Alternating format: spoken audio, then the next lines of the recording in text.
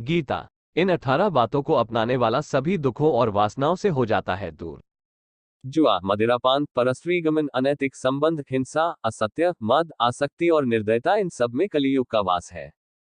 भगवान श्री कृष्ण। भगवद गीता में भगवान श्री कृष्ण ने न केवल ज्ञान की बातें बताई हैं बल्कि जीवन जीने की कलाओं के बारे में भी बताया है।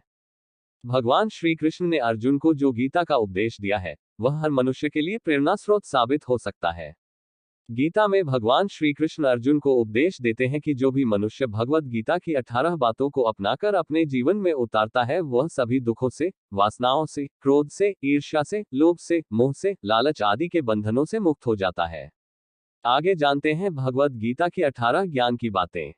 पहली, आनंद मनुष्य के भीतर ही निवास करता है, परंतु मनुष्य उसे स्त्री में, घर में और बाहरी सुखों में खोज रहा है।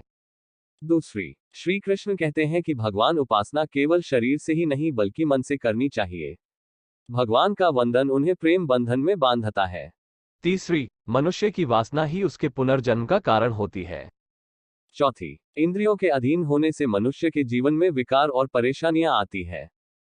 पांचवी, संयम यानी धैर्य, सदाचार, स्नेह और सेवा जैसे गुण सत्संग के बिना नहीं आते हैं।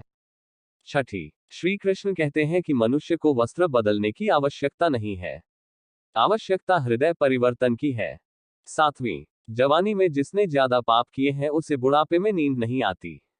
आठवीं, भगवान ने जिसे संपत्ति दी है उसे गाय अवश्य रखनी चाहिए। नवीं, जुआ, मदिरापान, परस्त्रीगमन, अनैतिक संबंध, हिंसा, असत्य, मद, आसक्ति और निर्दयता इन सब में कलियुग का वास है। 10वीं, अधिकारी शिष्य को सद्गुरु, अच्छा गुरु अवश्य मिलता है। 11वीं, श्री कृष्ण कहते हैं कि मनुष्य को अपने मन को बार बार समझाना चाहिए कि ईश्वर के सिवाय उसका कोई नहीं है। साथ ही यह विचार करना चाहिए कि उसका कोई नहीं है, साथ ही वह किसी का नहीं है। 12वीं, भोग में क्षणिक, क्षण भर के लिए सुख है, साथ ही त्याग में स्थायी आनंद है। 13वीं, श्री कृष्ण कहते हैं कि सत्संग ईश्वर की कृपा से मिलता है, परंतु कुसंगति में पड़ना मनुष्य के अपने ही हाथों में है।